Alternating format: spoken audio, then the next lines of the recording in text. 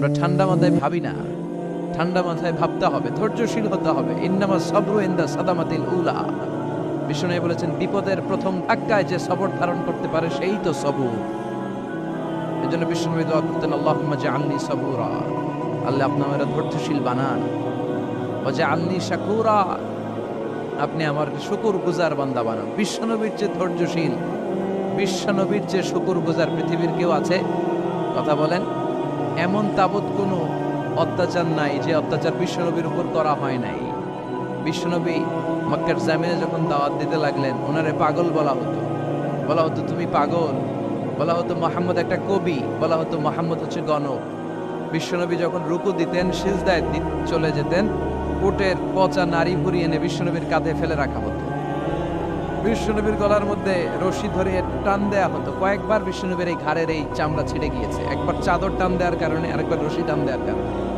বিশ্বনবী কিছুই বলেন নাই, ক্ষমা করে দিয়েছেন। যেই মক্কার শত্রুরা বিশ্বনবীকে মক্কা থেকে বিতাড়িত করেছে, এবং যেই রাতে উনি হিজরত করলেন, মাইগ্রেট করলেন, উনি কেঁদে কেঁদে বারবার মক্কার দিকে ফিরে তাকায়, আবার যায়, আবার ফিরে তাকায়, মাতৃভূমির মায়া ছাড়তে পারছেন না। আর বলছিলেন, মাক্কা তু আহাব্বুল বিলাদ ইলাইয়া, মক্কা আমার কাছে সবচেয়ে প্রিয় শহর। লাউলা উখরিজতু লামা খারাজতু মিনহা, আমারে যদি বের করে না দেয়া হতো এই শহর থেকে, আমি কোনোদিন এই শহর থেকে বেরোতাম না। এত ভালোবাসতেন বিশ্বনবী মক্কাতুল মুকাররমাকে।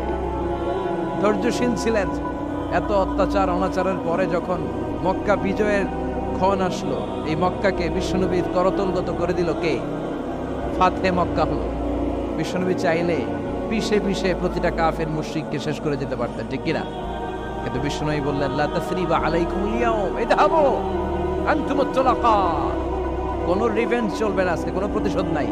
একেবারে বড় যুদ্ধাপরাধী যারা, মারাত্মক যারা অফেন্স করেছে, তাদেরকে শাস্তির আওতায় আনা হবে, বাকি সবাইকে আমি ক্ষমা করে দিলাম। In the long history of the world, there is no instance of magnanimity and forgiveness which was showed by our beloved Prophet Muhammad when all of his enemies laid under his feet and he forgave them one and all. পৃথিবীর গোটা পৃথিবীর ইতিহাসে এরকম নজির কোথাও পাওয়া যায় না, যাকে এত অত্যাচার করে বিতাড়িত করা হয়েছে, নির্বাসন দেয়া হয়েছে, হিজরতে বাধ্য করা হয়েছে। তিনি যখন ওই শহরকে আবার বিজয় করলেন, কাউকে আঘাত করলেন না, আগুন জ্বালিয়ে শহরটাকে জ্বালিয়ে দিলেন না, ওদের বংশকে নির্বংশ করলেন না, বরং মুচকি হেসে উনি বললেন, যাও ক্ষমা করে দিলাম। কি ধৈর্যশীল ছিলেন। আবার দোয়াও করতেন, আল্লাহুম্মা জাআলনি সাবুরা, আল্লাহ আপনি আমার ধৈর্য বাড়ায় দেন। ওয়া জাআলনি শাকুরা, আপনি আমার শুকরগুজার বানান। ওয়া জাআলনি ফি আইনি সাগীরা, আল্লাহ আমার চোখে আপনি আমারে ছোট বানান। ওয়া ফি আ'ইউনিন নাসি কাবীরা, আল্লাহ মানুষের চোখে আপনি আমারে বড় বানান। কি মানুষ ছিল, নিজের চোখে নিজে ছোট থাকতে চাইত। আমরা নিজের চোখে নিজের বড় মনে করি, এরকম ডাকাইত আছে না নাই? নিজেরই নিজে মনে করে কত বড় সাহেব, লাট সাহেব। মান তাওয়াদা তারাফা, এটা হচ্ছে সুন্নাতুল্লাহি ফিল আরদ। মান তাওয়াদা তারাফা, যে নিচে নেমে থাকতে চায় আল্লাহ ওরা টেনে উপরে উঠা, আর যে খালি উঠতে চায়, হিংসা করে অহংকার করে উপরে ঠেলতে চায়, ওরা নিচে নামায় দেয়। কে? সাইয়েদনা আদমকে আল্লাহ বললেন, আদম সাল্লিমা আলা উলাইকান নাফা লাম্মা খালাকাল্লাহু আদম ওয়া কানা তুলহু 60 যিরাআন। নিচে নেমে গেলে যে উপরে ওঠে, আর উপরে উঠতে চাইলে যে নিচে নামে, উদাহরণ দেখেন। আদম আলাইহিস সালামকে তৈরির পর আল্লাহ বললেন, আদম সাল্লিমা আলা উলাইকান নাফার, এই ফেরেশতাদের সালাম দাও। কি দাও? দাও, সালাম দাও। কোনো প্রশ্ন নাই, আল্লাহ সালাম দিব কেন? ফেরেশতারা আমারে দিব না কেন? আমি আগে দিব কেন? কথা আছে কোনো? যেই সালাম দিলেন, সালাম দেওয়ার সাথে সাথে ওনার মর্যাদা বাড়িয়ে দিল কে? এত মর্যাদা বাড়ালেন যে নূরের ফেরেশতারা মাটির আদমকে সেজদা দিতে বাধ্য হয়েছে। চিৎকার করে বলেন, ঠিক কিনা? তুমি মাটির আদমকে প্রথম সৃষ্টি করিয়া ঘোষণা করিয়া দিলে শ্রেষ্ঠ বলিয়া, তাই তো নূরের ফেরেশতা করে আদমকে সেজদা, সবার চেয়ে সম্মান দিলে মাটির আদমকে। আল্লাহু আল্লাহু পড়েন, আল্লাহু আল্লাহু তুমি জাল্লে জালালুহু, শেষ করা তো যায় না গে তোমার গুণগান। আল্লাহু আল্লাহু, সুবহানাল্লাহ পড়েন। কি সম্মান আল্লাহ বাড়ায় দিলেন। আল্লাহ বললেন, আদম আজকে থেকে তুমি আশরাফুল মাখলুকাত, তুমি খলিফাতুল্লাহ ফিল আরদ, পৃথিবীতে আমার খলিফা, ভাইস জেরেন্ট অফ আল্লাহ, আল্লাহর খলিফা, আল্লাহর আহকামগুলো পালনের জন্য ভাইস জেরেন্ট। চুরি করলে হাত কেটে দাও, কার আইন? এই কাজ আদম তুমি দুনিয়াতে যেয়ে করো। জিনা করলে ডেথ পেনাল্টি, হেড অফ, শিরোচ্ছেদ করে দাও, কার আইন? খলিফা হিসেবে মানুষ এসে করবে। মানুষকে আল্লাহ আশরাফুল মাখলুকাত বানিয়ে দিলেন, নিচু হয়েছে বড় বানিয়ে দিলেন। আর শয়তানের অবস্থা কি? শয়তানকে আল্লাহ বললেন সেজদা দে আদমকে।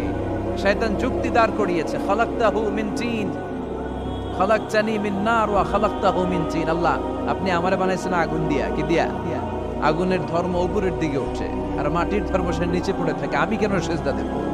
শয়তানকে চিরকালের জন্য ইবলিস মালউন, অভিশপ্ত আর জাহান্নামী হিসেবে ঘোষণা দিয়ে দিল কে? এজন্য আপনি ছোট থাকতে চাইবেন, আপনারা বড় বানাবে কে? আর আপনি নিজে যদি বলেন আমি বড়, থাপ্পড় মেরে আপনারা নিচে নামাই দিবে কে? এজন্য বিশ্বনবী দোয়ায় বলতেন, আল্লাহুম্মা জাআলনি সাবুরা ওয়াজআলনি শাকুরা ওয়াজআলনি ফি আইনি সাগীরা ওয়া ফি আ'য়ুনিন নাসি কাবীরা। ও আল্লাহ, আপনি আমারে ধৈর্যশীল বানান, আপনি আমারে শুকরগুজার বান্দা বানান, আমার চোখে আমারে আপনি ছোট বানান, মানুষের চোখে আপনি আমারে বড় বানান। সুবহানাল্লাহ পড়ে। এজন্য সবসময় শুকরগুজার থাকার চেষ্টা করতে হবে। রাজি আছেন তো? যে কোনো মুহূর্তে, যে কোনো পরিস্থিতিতে আমরা শুকরিয়া করবো কার? চিল্লায় বলেন কার? আমরা যেন বেশি বেশি আল্লাহ তাআলার শুকরিয়া আদায় করতে পারি। আল্লাহ তুমি তৌফিক দাও। সবাই পড়ি আমিন। উত্তর চান্দোলা হিলফুল ফুজুল ইসলামী সংগঠনের উদ্যোগে আজকের এই তাফসীরুল কোরআনের প্রোগ্রাম। হিলফুল ফুজুল নামটা আমার বড্ড প্রিয়। বিশ্বনবী যখন 15 কিংবা 20 বয়স, কোনো বর্ণনায় এসেছে 15, কোনো বর্ণনায় 20, তখন তিনি একটা ছাত্র সংগঠন করেছিলেন, ইয়াং স্টারদের একটা অর্গানাইজেশন করেছিলেন। ওটার নাম তিনি দিয়েছিলেন হালাফুল ফুদুল। হালাফুল ফুদুল, ওইটারই আমরা বাংলায় কি বলি? হিলফুল ফুজুল। হালাফ মানে শপথ, oath, we take an oath in the name of Allah. আল্লাহর নামে শপথ নেয়ারে বলে হালাফ। আর ফাদিলা, ফাদলুন, এগুলোর প্লুরাল হচ্ছে ফুদুল। ফুদুল মানে ভালো কাজ। ভালো ভালো কাজের উপর বিশ্বনবী যুবকদেরকে একত্রিত করলেন যে মক্কা শহরে কোনো টেন্ডারবাজি চলবে না, কোনো চাঁদাবাজি চলবে না, দুর্বলের উপর সবলের অত্যাচার চলবে না, জালিমের জুলুম চলবে না, হত্যা চলবে না, ধর্ষণ চলবে না, রাহাজানি চলবে না। মক্কা শহরটারে শান্তির শহর বানাতে হবে। যুবকরা এই দায়িত্ব কাঁধে নিয়েছে। কারা? মুরব্বীরা না, যুবকরা। যুবকদের আছে প্রাণ ঢালা উচ্ছ্বাস, অনেক শক্তি। এজন্য যুবকদেরকে ভালো কাজে আসতে হবে। যুবকরা চাইলে এই দেশের চেহারা পাল্টে দিতে পারে। এদেশে যুবক ভোটার আছে কয়জন জানেন? নতুন করে যুবক ভোটার হয়েছে 2 কোটি। কয় কোটি? 2 কোটি না? Can you imagine that? কল্পনা করতে পারেন? They can change Bangladesh. They can change the face of Bangladesh. তারা 56,000 বর্গ মাইলের এই বাংলাদেশের চেহারা পাল্টে দিতে পারে। তাদের অনেক শক্তি। এই জন্য যুবকদের এই শক্তি কাজে লাগাতে হবে। ফেন্সিডিল, গাঁজা, ইয়াবা, হিন্দি সিনেমা, এগুলোর পিছনে দৌড়ানো যাবে, পর্নোগ্রাফির পিছনে ছোটা যাবে। যুবক বয়সে ভয় করতে হবে কারে? চিল্লায় বলেন কাকে? আল্লাহ আমার যুবক ভাইদেরকে তুমি তৌফিক দাও। বিশ্বনবী হালাফুল ফুদুল তিনি গঠন করলেন মক্কাতুল মুকাররমাতে। পুরো মক্কা শহরটা শান্তির শহর হয়ে গেল। সুবহানাল্লাহ। আল্লাহ উত্তর চান্দোলা হিলফুল ফুজুল ইসলামী সংগঠনকে তুমি কবুল করো। আজকের প্রোগ্রামের সভাপতিত্ব করছেন আল্লামা অধ্যক্ষ গোলাম সরোয়ার সাইদি পীর সাহেব, আড়াইবাড়ি দরবার।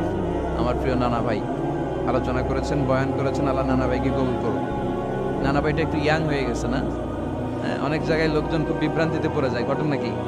আপনি নানা, নানা হইলেন কবে? নাতনি হইল কবে? আবার জামাই পেলেন কবে? আমারও বলে যে তুমি যে আমার নানা ভাই বানাইছো, আমি তো এর উত্তর দিতে দিতে কাম সারা। তো আল্লাহ আমার নানা ভাইকে তুমি কবুল করো। তিনি হকের কথা, কোরআনের কথা বলেন। পীর সাহেবদের মুখে এরকম হুঙ্কার দেখা যায় না। কথা কন। এরা থাকে খানকায়, এদের পেট থাকে বড়। সবার কথা বলছি না, বেশিরভাগ। কথা বলেন। এই ভণ্ডামি এই দেশে আছে না নাই?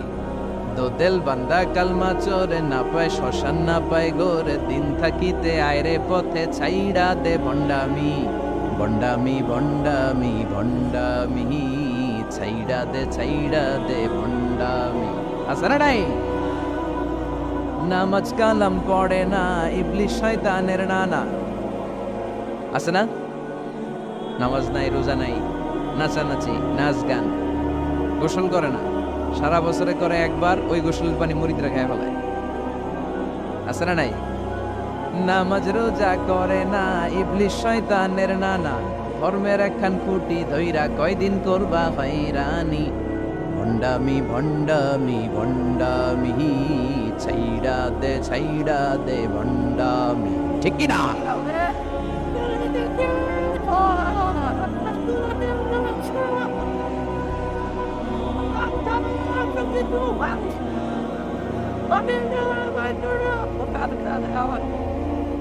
তো এই ভণ্ড পীর ও পীর, আমার নানা ভাইও পীর। কথা কন, পীরে পীরে পার্থক্য আছে না নাই? পীরে পীরে পার্থক্য আছে, এজন্য পীর চিন্তা হবে। এদেশে এই পাক ভারতে ইসলাম প্রচারে ওলিয়া উলিয়াদের, পীর মাশায়েখদের অবদানের কোনো শেষ নাই, কিন্তু চিন্তা হবে, কোষ্ঠী পাথর দিয়ে যাচাই করে নিতে হবে। কারণ এই পীরের আদলে অনেক ভণ্ড এই বাংলার জমিন আছে না নাই? এই ভণ্ডদের সাথে আমাদের কোনো সম্পর্ক নাই। ওনার দরবারে আলোচনা হয়, সাইদ কামালউদ্দিন জাফরি সাহেব যায়, আমরা যাই, দেশ বরেণ্য ওলামায়ে কেরামরা যায়, যারা হকের কথা বলে, যারা কোরআন সুন্নাহর আলোকে বলে, কোনো ভণ্ডামি নাই। যাবেন, প্রতি বছর যাবেন। এরপর ওই যে কেরাত সম্মেলন হবে না এবার 17 ফেব্রুয়ারি, আমার প্রোগ্রাম যশোর। আমাকে অনেক বলেছিল থাকতে পারলে আমিও কোরআন নিয়ে কিছু কথা বলে আসতে পারতাম, শুনে আসতে পারতাম কারীদের তেলাওয়াত। যাবেন আপনারা, দাওয়াত করে দিলাম। আল্লাহ আজকের সভাপতিকে তুমি কবুল করো। তারপরে আজকে কথা বলেছে মাওলানা রফিকুল ইসলাম ভুইয়া সাহেব, আমাদের সভাপতি সিরাতুন নবী ফাউন্ডেশনের চান্দোলার। না, রফিক ভাইয়ের চেনেন এমন কেউ নাই, এজন্য আর কিছু বলতেছি না তার নামে। আল্লাহ রফিক ভাইয়ের তুমি কবুল করো। গোলাম কবির চৌধুরী আল আজহারি আসতে পারে নাই, আমার বন্ধু মানুষ, একসাথে পড়াশোনা করেছি। এরপর আমার এক মিতা মিজানুর রহমান আতিকি আমার আগে আলোচনা করেছে, আল্লাহ তাকেও তুমি কবুল করো। সালাত নিয়ে কথা বলতেছিলেন। সালাত আউয়ালু মা ইউহাসাবু বিহিল আবদু ইয়াউমাল কিয়ামাতি আস-সালাত। কিয়ামতের দিন সর্বপ্রথম হিসেব নেওয়া হবে নামাজের, সালাতের। সালাত চিনেন তো? কুরবানির গোশত খাওয়ার মাঝখানে যেটা খায় ওইটা, হ্যাঁ, এটারে বাংলায় আমরা নামাজ বলি। কি বলি? নামাজ। বিশ্বনবী ইন্তেকাল করবেন, রূহ বের হয়ে যাচ্ছে, 2-3টা শব্দ বললেন, এর মধ্যে একটা ছিল সালাত। আর সালাত, উম্মতেরা নামাজ, নামাজ, নামাজ ছেড়ে দিও না, আমা মালাকাত ঈমান। মানুষ ইন্তেকালের আগে শ্বাস বের হয়ে যাচ্ছে, রূহ চলে যাচ্ছে, ওই মুহূর্তে কি জরুরি কথা বলে নাকি ফালতু কথা বলে? সবচেয়ে জরুরি কথাটাই তখন সে বলে যায়, ঠিক কি না? কথা বলেন। বিষ্ণু বলেছিলেন নামাজ। তাহলে এই সালাতের গুরুত্ব আছে না নাই? সর্বপ্রথম এই সালাতের ব্যাপারে in the day of judgement আমাদেরকে প্রশ্ন করবে কে? সালাতে কায়েম করো, সালাতে কায়েম করো, হবে সম্মানী তুমি, হবে জান্নাতি তুমি, হবে সম্মানী তুমি, হবে জান্নাতি তুমি।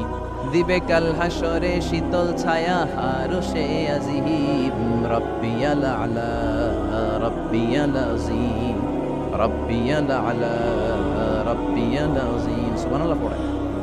এজন্য নামাজ, নামাজ, এই নামাজ যাতে মিস হয়ে না যায়। সব মিস হতে পারে, নামাজ মিস হতে পারে না। আল্লাহ তুমি বুঝার তৌফিক দান করো। সাইয়েদনা মুসা আলাইহিস সালাম অত্যন্ত রাগী ছিলেন।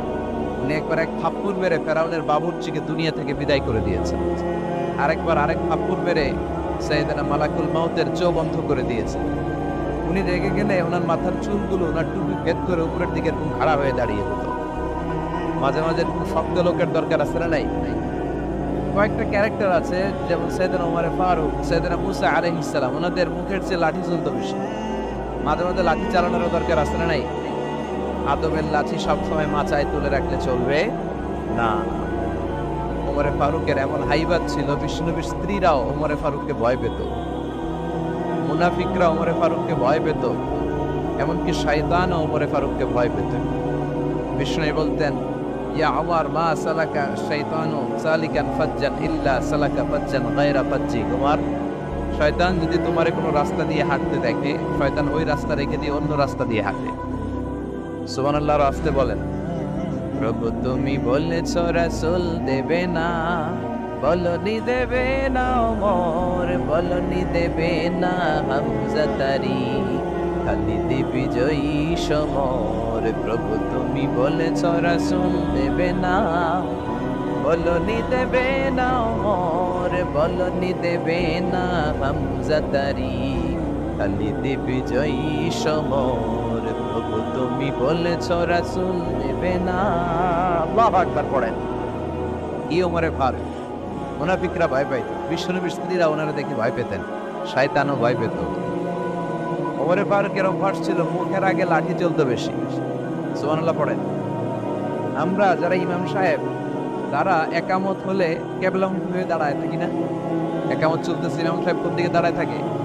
কেবলামুখী। ওমরে ফারুক মুসল্লিদের দিকে হয়ে দাঁড়ায় থাকে, আর হাতে থাকতো একটা লাঠি। কি থাকতো?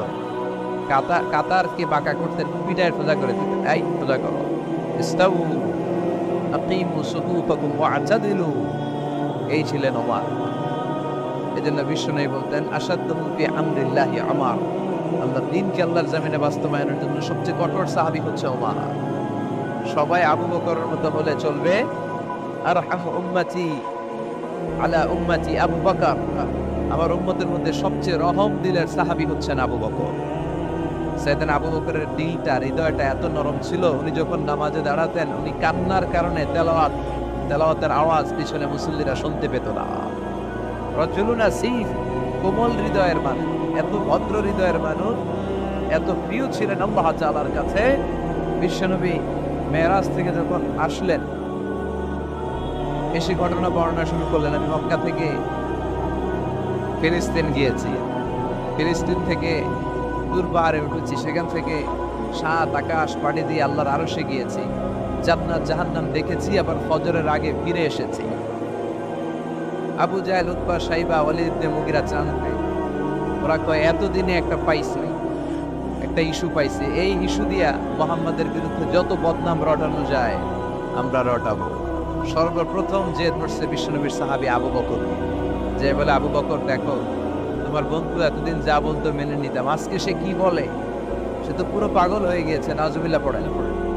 যেখানে মক্কা থেকে ফিলিস্তিন যেতে লাগে 15 দিন,